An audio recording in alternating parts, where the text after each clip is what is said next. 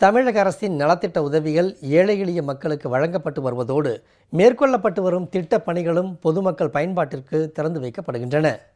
நாமக்கல் மாவட்டம் குமாரபாளையம் பகுதியில் 3 கோடி ரூபாய் மதிப்பீட்டில் PN பாளையம், காவிரி நகர், சுந்தரம் காலனி, கம்பன் நகர் உள்ளிட்ட 13 இடங்களில் அமைக்கப்படும் புதிய தார் சாலை பணிகளை அமைச்சர் திரு பி. தங்கமணி தொடங்கி வைத்தார்.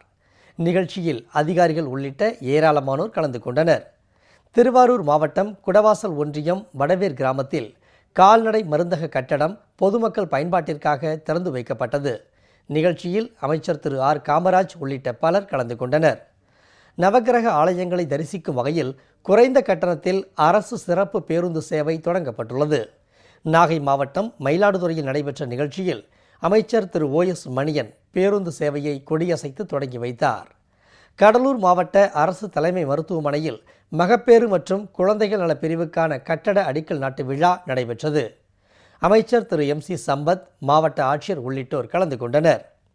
திருவண்ணாமலை மாவட்டம் வந்தவாசி அருகே நடைபெற்ற மனுநீதி நாள் முகாமில் 4712 பயனாளிகளுக்கு 82 லட்சம் ரூபாய் மதிப்பிலான நலத்திட்ட உதவிகளை அமைச்சர் திரு சேவூர் S. ராமச்சந்திரன் வழங்கினார். நெல்லை மாநகராட்சி பெண்கள் மேல்நிலைப் பள்ளியில் நடைபெற்ற நிகழ்ச்சியில் 86 மாணவிகளுக்கு விலையில்லா மிதிவண்டிகள் வழங்கப்பட்டன.